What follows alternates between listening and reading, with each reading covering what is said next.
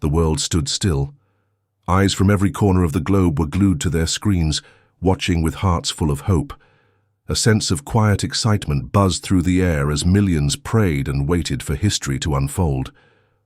The Vatican, a tiny place on the map, suddenly became the center of everything, glowing with promise and mystery. The moment was so powerful that it didn't matter who you were or where you came from.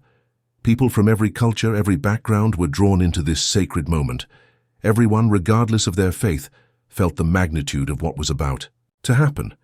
It was as though the whole world was holding its breath together, waiting for that one signal, that one moment of truth that would change everything. Inside the Vatican, there was an ancient and solemn atmosphere. The Sistine Chapel, with its magnificent Michelangelo-painted walls, stood still. These were walls that had witnessed countless decisions, seen history unfold in the past.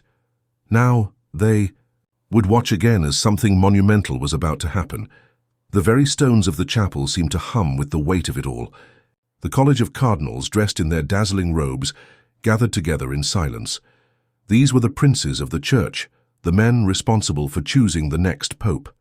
Their discussions were deep and their thoughts serious. They were not just picking a new leader for the Church. They were making a decision that would guide 1.3 billion Catholics around the world through the modern, often turbulent times. The task ahead of them was monumental, and everyone in the room felt it. They were not just looking for a leader who could carry on tradition.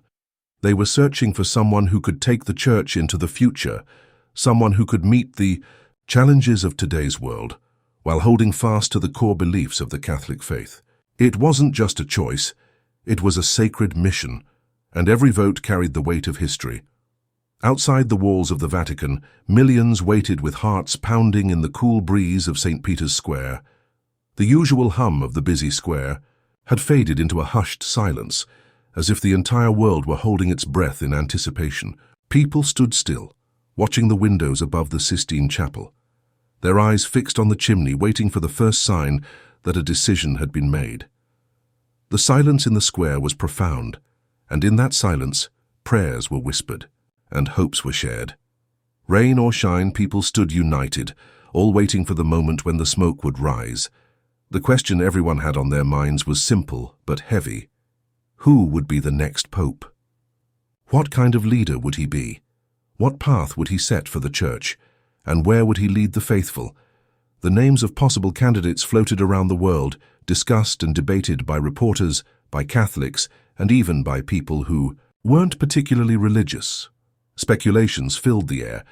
Could it be Cardinal Poland, the Vatican pro who knew the Church inside and out? Or maybe Cardinal Sarah, a bold defender of traditional values who had supporters who wanted the Church to return to its roots? The discussions and debates reached all corners of the world. People gathered in prayer groups, clutching their rosaries, each bead a wish, each prayer a request for divine guidance. Through all the chatter, the world was united by the sense that this was something more than just an election. It was a pivotal moment in the life of the Church. And as the day stretched on, the energy inside the Vatican intensified. The cardinals continued their careful deliberations. The world outside waited in suspense, their hopes riding on the decision that was being made behind those ancient doors. Every small movement, every little change in the air, felt like it could be the moment when history would be made. Then it came. The smoke. At first, black smoke poured from the chimney. It meant that the cardinals hadn't yet made a decision. The world held its breath. But that black smoke was a reminder of how seriously they were taking this. The process was slow, careful, and deeply spiritual. No one rushed to make a decision, but that moment, that very moment, was only a prelude to what was to come. And then, just as the sun was starting to set, the world got the news they had been waiting. For white smoke began to rise from the chimney, a sign that a new pope had been chosen. The reaction in St. Peter's Square was electric. The bells of St. Peter's rang out across the square, their sound filling the air with joy and celebration. The people who had been waiting for this moment, sometimes for days, sometimes for years, finally got their answer. A new pope had been chosen. The words that echoed across the square were simple but full of power.